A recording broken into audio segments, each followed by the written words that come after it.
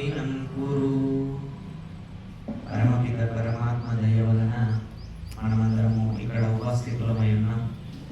మేధావినం కురు, పరమాత్మ నాకు మేధస్సును జ్ఞానాన్ని ప్రసాదించుము అని చెప్పారు. అయితే శాస్త్రం ఎట్లా ఉంటుందంటే సూత్రం రూపంలో ఉంటుంది. సూత్రము అంటే రహస్యంగా ఉంటుంది, గోప్యంగా గుహ్యంగా ఉంటుంది. అయితే అది ఎట్లా తెలుస్తుంది అంటే చాణక్యుడు అంటాడు, శ్రుత్వా ధర్మం జానాతి శ్రుత్వా దుర్మతి త్యజేత్ శ్రుత్వా జ్ఞానమవాప్నోతి శ్రుత్వా మోక్షం అవాప్నయాత్ అంటాడు. అంటే వినడం వల్ల ధర్మం అంటే తెలుస్తుందంట. శ్రుత్వా అంటే వినడం. మరి ఏం వినడం అంటే అన్ని వినడం కాదు, శాస్త్రము వేదము వింటూ వింటూ ఉంటే పెద్దల వాక్కు, పెద్దలకు అడిగి చేయడము, జ్ఞానవంతుల యొక్క మాట వింటూ ఉంటే ధర్మం అంటే ఏమిటో తెలుస్తుంది అని చెప్పాడు. ధర్మము తెలిస్తే ఊరికే ఉంటుందా? అది ఏం చేస్తుందంటే దుర్మతి అంటే దుష్ట బుద్ధి. బుద్ధి ఏదైతే ఉందో అందులో, మతి ఏదైతే ఉందో అందులో ఉన్నటువంటి దుర్బుద్ధిని, మాలిన్యాన్ని అది తీసేస్తుందట. తీసేసిన తర్వాత అక్కడ ఖాళీ అవుతుంది కాబట్టి అక్కడ జ్ఞానము నిండిపోతుంది. విన్నటువంటిది జ్ఞానముగా మారుతుంది. అది ఊరికే ఉంటుందా అంటే మనల్ని ఆచరింపజేస్తుంది, మంచి దారిలో నడిచేలా చేస్తుంది. చేసి ఏం జరుగుతుంది అంటే మోక్షం వైపు నడిపిస్తుంది. అందుకే వినాలి. ఇక్కడికి మేము ఎందుకు వస్తాం ఇంత చలిలో అక్కడి నుంచి ఇక్కడి వరకు అంటే మేము కూడా ఇక్కడ పెద్దల మాటలు వినవచ్చు, దాంతో మాకంతో ఎంతో మాకు లాభం జరుగుతుంది అనే మేము రావడం. అంటే మాకు తెలుసు వీరి మాటలు వినడం కానీ ఇటువంటి కార్యక్రమం. మళ్ళీ మొదటి రోజు భగవద్గీత మహానుభావులు ఎందరో చెప్తారు, భగవద్గీతను ఒకడు ఎవరైనా మీ కుటుంబంలో ఒక్కడు చదివినా కూడా పైన 7 తరాలు కింద 7 తరాలు కూడా ఎంతో పుణ్యాన్ని పొందుతారట, నరకాల నుంచి తప్పించుకుంటారట. అందుకని భగవద్గీత తల మీద పెట్టుకుంటారు చాలా మంది. ఊరికే మహానుభావులే, పుణ్యాత్ములే, మహర్షులే, గొప్ప గొప్పవారు. ఎందుకు అంటే ఇది చాలా గొప్పదయ్యా, ఏమని చెప్పాలి, ఎంత అని చెప్పాలి, ఇది చెప్పరానంత విశేషం కలిగినటువంటిది, దీని గురించి నేను చెప్పలేకపోతున్నా, ఎంత చెప్పినా సరిపోతులేదు అంటాడు ఒక్కొక్క మహర్షి, ఒక్కొక్క మహాత్ముడు. నేను భగవద్గీత వినాలి, అనాలి, వినిపించాలి, అనిపించాలి. ఎంతో భాగ్యము, సుకృతం. ఎక్కడ ఏమి ఇవాళ మొదటి అధ్యాయము, మొట్టమొదటి అధ్యాయంలో అర్జున విషాద యోగము అంటే అర్జునుడు విషాదము గురించినటువంటి వివరిస్తుంది. ఏమైంది అర్జునుడు, అయ్యా ధర్మక్షేత్రే ఏం చెయ్యి, మాకు రెండు సేనల మధ్యలో నన్ను నిలబెట్టు, సేనయోరుభయోర్ మధ్య స్థాపన చేయి ఈ యొక్క రథాన్ని అంటాడు. అంటే అర్థమైంది, ధర్మం ఏంది అధర్మం ఏంది, నేను యుద్ధం చేయాలన్నా వద్దా, మరి నాకు బోధించు అంటూ అడుగుతూ కృష్ణుని 2 సేనల మధ్యలో తీసుకెళ్ళు అంటున్నాడు. అంటే అర్థమైంది అంటే తన మనసులో ఉన్నటువంటి 2 భావాలు ఏది తీసుకోవాలో ఆయనకు అర్థమైతలేదు, గోచరం అవుతలేదు. అందుకని ఈయన అడుగుతున్నాడు అన్నమాట, నాకు ఏం చేయమంటావు ఇప్పుడు అని అర్జునుడు అడుగుతున్నాడు. విషాదంగా ఏడుస్తూ ఆ ఉన్నటువంటి ధనుస్సును, గాంధీవాన్ని పాడేసి. ఎటువంటి అర్జునుడు అంటే గాంధీవాన్ని ఎవరైతే నిందిస్తారో వాళ్ళని చంపుతా అని ప్రతిజ్ఞ తీసుకున్నటువంటి అర్జునుడు గాంధీవాన్ని కూడా కింద పాడేసి నాకేం చేయాలో అర్థం అవుతలేదు, యుద్ధం చేయాలన్నా వద్దా అని అడుగుతున్నాడు. అడిగితే కృష్ణుడు ప్రోత్సహించి ఉత్సాహం తెప్పిస్తూ, ఏమయ్యా నువ్వు ఎటువంటి క్షత్రియుడు, నువ్వు ఒక క్షత్రియుడివా, నీ దగ్గర సత్తా లేదు, నీ గాంధీవంలో శక్తి లేదు, అందుకే నువ్వు దాన్ని పాడేస్తావు అని ఒక సమయంలో బోధిస్తుంటే నా గాంధీవాన్ని దూషిస్తావా, నిన్నే చంపుతా అంటాడు. అంత మాయలో పడి ఉన్నాడు అర్జునుడు. అందుకే అడిగిండు. 80 సంవత్సరాల వయసు ఉంటుంది ఇద్దరికి కూడా, కృష్ణుడికి అర్జునుడికి కురుక్షేత్ర యుద్ధం చేయంగా. 80 సంవత్సరాలలో కూడా కృష్ణుడు ఎప్పుడు బోధించలే అర్జునుడికి, ఏ బావమది ఇట్లా కూర్చో నీకు భగవద్గీత చెప్తా అని అనలేదు. అక్కడ ఎందుకు చెప్తున్నాడు ఇది మనం గమనించాలి. అక్కడ ఆ అర్జునుని యొక్క మనస్తత్వము, అర్జుని యొక్క బుద్ధి సరిగ్గా సిద్ధమై ఉన్నది, తయారై ఉన్నది భగవద్గీత వినడానికి. సరైన ప్రశ్నలు వేస్తున్నాడు, తర్కంలో ఉన్నాడు. తర్కం కూడా ఎట్లా ఉంది, సత్యం విషయాలపైన తర్కం ఉన్నది. కాబట్టి అక్కడ మాత్రమే బోధించిండు. ఏమైనా నువ్వు యుద్ధం అయితే చేయ, నేను మళ్ళీ చెప్తా అని కూడా అనలేదు కృష్ణుడు. ఇది చాలా గమనించాలి మనం. అంటే ఇనుమును సరిగ్గా కాల్చిన తర్వాత దెబ్బ వేయాలి, మనం అనుకునేటువంటి ఆకారం వస్తుంది. ఇనుము కాలనే లేదు, కొడుతున్నాం, ఎన్ని దెబ్బలు వేసినా అది నిష్ప్రయోజనం. అర్జునుడిని కూడా అదే గమనించి కృష్ణుడు ఇదియే సరైన సమయము, సరైన చోటు అంటూ అక్కడ చెప్పడం జరిగింది. ధృతరాష్ట్రుడు గుడ్డివాడు, ఆయన అడుగుతున్నాడు, ధర్మక్షేత్రే కురుక్షేత్రే సమవేతాయుత్సవః మామకాః పాండవాశ్చైవ కిమకుర్వత సంజయ. సంజయ, ధర్మక్షేత్రం అది మామూలు క్షేత్రం కాదు. వీళ్ళు ఎన్నుకున్నటువంటి యుద్ధం కోసము ఎన్నుకున్నటువంటి చోటు అది గొప్ప ధర్మక్షేత్రం. దాని పేరు కురుక్షేత్రం. కౌరవులు పాండవులు యుద్ధం చేస్తున్నారు కాబట్టి కురుక్షేత్రంగా అయ్యింది. మరి అక్కడ ఏం జరుగుతుందయ్యా, పాండవులు కౌరవుల మధ్య ఏం జరుగుతుంది అంటూ ఎవరిని అడిగిండు, సంజయుడిని అడిగిండు. సంజయుడు అంటే ఆ పేరులోనే గొప్ప విషయం. సంజయుడు అంటే జయించినటువంటి వాడు. సన్ అంటే మంచి లక్షణాలతో ఇంద్రియాలను జయించినటువంటి వాడు. అందుకే కృష్ణుడు ఈ యుద్ధాన్ని చూసేటటువంటి వరము ధృతరాష్ట్రుడికి ఇవ్వలే, సంజయుడికి ఇచ్చిండు. సంజయ, నువ్వు చూసి ఎంత దుర్మార్గం చేసిండు ధృతరాష్ట్రుడు, ఎట్లా పక్షపాతం వహించిండు అధర్మం వైపు. అధర్మమైనటువంటి తన కొడుకు దుర్యోధనుడి వైపు పక్షపాతం వహించి ఇంత గొప్ప దారుణమైన యుద్ధం జరగడానికి కారణమైంది. కాబట్టి వాడికి చెప్పు ఏమేం జరుగుతుందో అని సంజయునికి ఆ శక్తినిచ్చాడంటే ఇవాళ ఉన్నటువంటి ఏదైతే ఈ టెక్నాలజీ ఉన్నదో, వీడియో కాల్ ఇవన్నీ ఇటువంటివి, అప్పుడు ఆ ఉన్నటువంటి సిద్ధాంతాన్ని సంజయుడికి ఇచ్చాడు, ఆ సూత్రాన్ని ఇచ్చాడు. ఆ సంజయుడు చూస్తూ వివరిస్తున్నాడు. మంచివాడు కాబట్టి ఆయనకి ఇచ్చాడు, చెడ్డవాడు కాబట్టి ధృతరాష్ట్రుడికి ఇవ్వలేదు. అట్లా ఆ సంజయుడు మెల్లిమెల్లిగా ఈ అధ్యాయం అంతా కూడా సంజయుడు, మొట్టమొదట ధృతరాష్ట్రుడు, మళ్ళీ సంజయుడు, తర్వాత అర్జునుడు మాత్రమే మాట్లాడతారు. ఇందులో భగవానుడు కృష్ణుడు మాట్లాడాడు.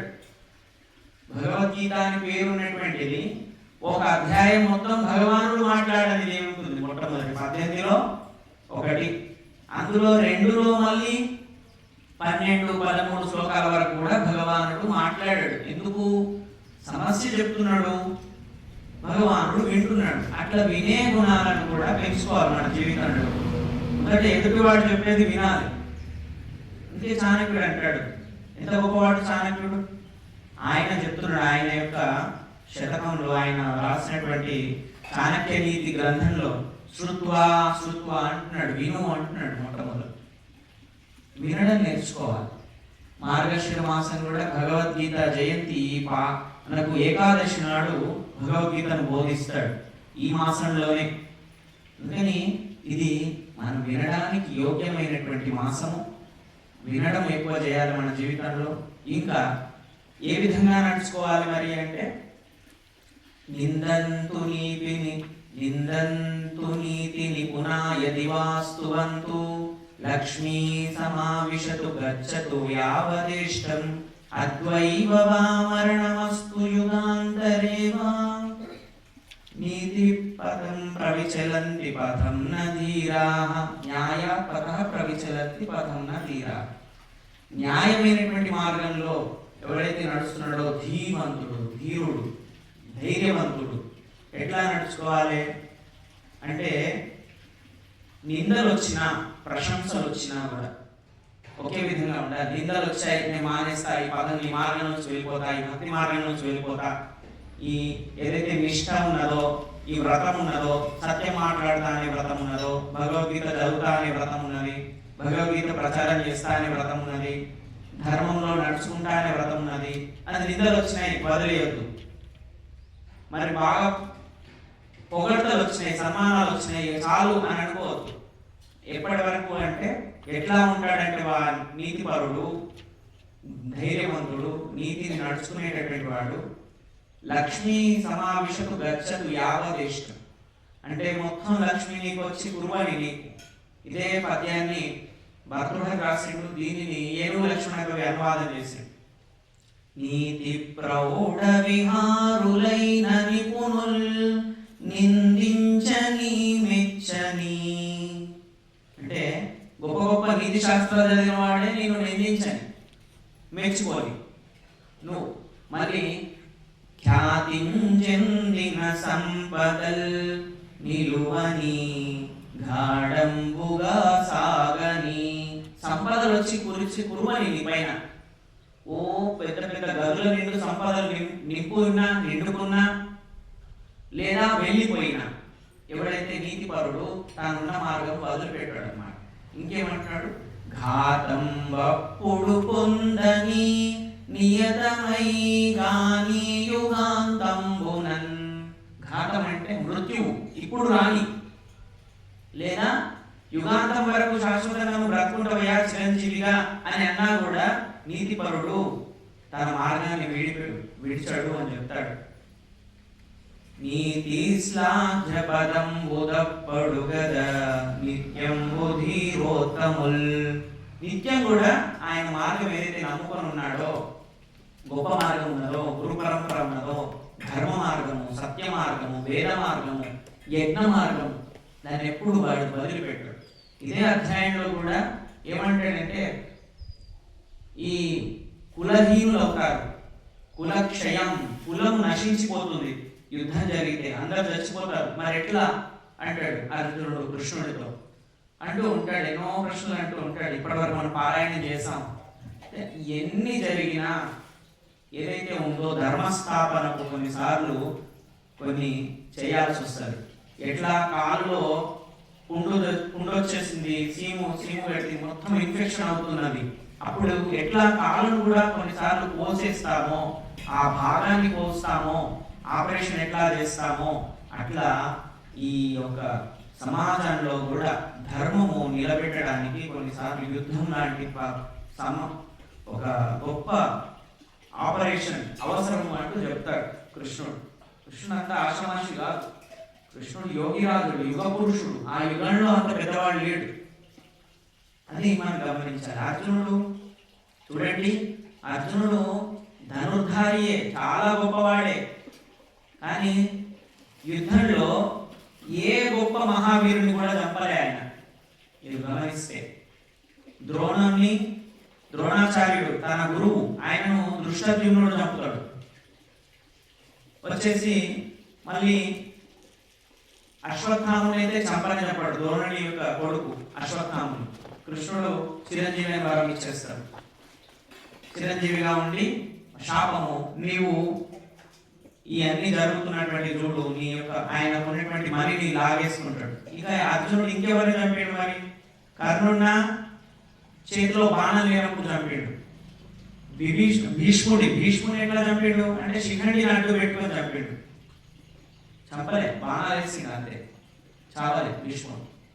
ఇట్లా ఎందరి ఏ ఒక్క కౌరవులలో 100 మంది కౌరవులలో ఒక్కడిని కూడా అర్జునుడు చంపలే, భీముడు చంపాడు. అక్కడ మనం ఇక్కడ గమనించాల్సింది ఏంటంటే ఆయన అర్జునుడికి ఎందుకు చెప్పాడు మరి అంటే, ఎవరి లోపల ఈ సతమతం ఏర్పడుతుందో ఆ మానవులందరూ అర్జునుడే. ఇక్కడ గమనించాలి, మనం అందరం అర్జునులే. ధర్మమా అధర్మమా, సత్యమా అసత్యమా, ఎటువైపు నేను నేర్చుకోవాలి, ఎటువైపు నడవాలి అని ఎవరైతే ప్రశ్న వేస్తూ ఉన్నారో వాళ్ళందరూ కూడా అర్జునులే. చెబుతున్న గురువులందరూ కూడా కృష్ణులే. అందుకే 5000 సంవత్సరాలైనా ఈ గ్రంథము ఇంకా మనకు వాడుకలో ఉన్నది, నడుస్తున్నది, దైవ గ్రంథంగా, మత గ్రంథంగా, కొందరు దైవ గ్రంథంగా, గురు గ్రంథంగా మనము తల మీద పెట్టుకొని పూజ చేస్తున్నాం, అంటే పారాయణాలు చేస్తున్నాం, గృహప్రవేశాలలో పారాయణాలు చేసుకుంటున్నాం, పట్టుకొని పోతున్నాం అంటే ఏమి దాని గొప్పతనం ఎంతో ఉన్నది. ఇది మనం గమనించాలి. దీక్ష తీసుకుంటారా, 15 రోజులు వస్తారా అంటే సతమతం అవుతున్నారు, భయపడుతున్నారు. రావాలి, ఖచ్చితంగా రావాలి. ఎందుకు అంటే ఇది మనకు ఒక గొప్ప మార్పును తీసుకురాబోతున్నది. గుర్తు పెట్టుకోండి, రాసుకోండి. గురువులు ఇక్కడే ఉంటారు, మేము ఇక్కడే ఉంటాం. వచ్చి అడగవచ్చు కూడా, అయ్యా ఏమైంది మరి, మీరు రమ్మన్నారు, మాకు ఏం మార్పు రాలేదు అని కూడా అడగవచ్చు. అంత అటువంటి ప్రశ్న రానటువంటి పరిస్థితి ఇక్కడ జరుగుతుంది. ఇక్కడ ఒక పరిణామం మీ జీవితంలో జరుగుతుంది. ఎంతో గొప్ప గొప్ప పనులు ఆగిపోయినటువంటివి, ఎన్నో గొప్ప గొప్పలైనటువంటి పరిణామాలు మీ జీవితంలో రాబోతున్నాయి. ఇందులో పాల్గొన్నవారు ప్రతి ఒక్కరు గుర్తు పెట్టుకోండి. చెప్తున్నా కదా, ఒక్కరు చదివితే భగవద్గీత 7 తరాల యొక్క పాపాలు కలిగివేయబడ్డాయి. ఒక కుటుంబంలో ఏ ఒక్కరు, అన్నను, తమ్ముడు, అక్కను, చెల్లెను, ఏ ఒక్కరు చదివినా చాలు. అంత గొప్ప విషయ పరిజ్ఞానము భగవద్గీతలో ఉన్నది. అందుకని ఇది గమనించాలి. భగవద్గీత మొదలైంది, ఆ ఒకటే శ్లోకం ఇచ్చింది. మరి భగవద్గీత 700 శ్లోకాలలో ధృతరాష్ట్రుడు చెప్పింది ఒకటే శ్లోకం. మొట్టమొదటి అజ్ఞాని ధృతరాష్ట్రుడే, ఇక్కడ గుర్తు పెట్టుకోవాలి. అందుకే ఆయనతోనే మొదలైంది. అర్జున విషాదయోగం అంటే అర్జునుడు మాట్లాడలే, ఇంకా మళ్ళీ సంజయుడు మాట్లాడాడు, ఆ తర్వాత అర్జునుడు మాట్లాడాడు. అందుకని ఎవరైతే బాగా అజ్ఞానంలో కూరుకుపోయి ఉన్నారో, చాలా దుఃఖాలలో నిండి ఉన్నారో, బాధలలో ఉన్నారో, వారు ఖచ్చితంగా భగవద్గీతను పట్టుకోవాలి. చిట్ట చివరి వరకు తోడుగా ఉంచుకోవాల్సినటువంటిది, ఎప్పటికీ మనకు మార్గనిర్దేశం అయ్యేది భగవద్గీత మాత్రమే. గాంధీజీ అంటాడు, నాకు ఎప్పుడైనా సమస్య వస్తే నేను ఏదో ఒక పేజీ తీసి చదువుకుంటుంటిని, నాకు ఏదో సమస్య పరిష్కారం దొరికేది, నాకు జవాబు దొరికేది అని అంటుండే. ఆయననే కాదు, మహానుభావులు ఎందరో భగవద్గీతను పట్టుకొని గొప్ప స్థాయికి ఎదిగిపోయినారు. తమ యొక్క వ్రతాలను, తమ యొక్క దీక్షలను గట్టిగా నిర్వహించుకున్నారు. చరిత్రలో వందనీయులైనారు భగవద్గీత చదివిన వాళ్ళు. కానీ ఇటువంటి అవకాశం ఇక్కడ జరుగుతున్నది. మహానుభావులు ఎందరో ఇక్కడ ఏర్పాట్లు చేసిండ్రు. పెద్దలు, పూజ్యులు, గురువు గారు, వారి శిష్య బృందము, వారందరూ కూడా ఇక్కడ ఈ సంకల్పం చేసింది. మామూలు సంకల్పం కాదు ఇది. ఈ 18 రోజులు కూడా మనము దీక్ష తీసుకుంటున్నాం అనుకుంటున్నాం, కానీ దీనికి ఎన్ని రోజుల ముందు నుంచి స్వామీజీ, గురువు గారు దీక్ష తీసుకుంటే ఇది నిర్వహింపబడుతున్నారు. అందుకని ఈ అవకాశం మళ్ళీ రాదు, వచ్చింది. ఎక్కడా 18 రోజులు 18 అధ్యాయాలు పారాయణం అంటూ మేమైతే చూడలేము. మేము ఎన్నో తిరుగుతాము అని మేమైతే చూడలేము. కాబట్టి ఇక్కడ ఒక సదవకాశము, ఇటువంటి భాగ్యము, ఇది స్వర్గం. కాబట్టి ఇటువంటి అవకాశం లభించడము దుర్లభం. మనం అందరం సద్వినియోగం చేసుకుందాం. ఈ అవకాశం ఇచ్చినందుకు, ఇట్లా మాట్లాడడానికి అవకాశం ఇచ్చినందుకు కూడా అందరికీ కూడా చాలా ధన్యవాదాలు. ఓం శం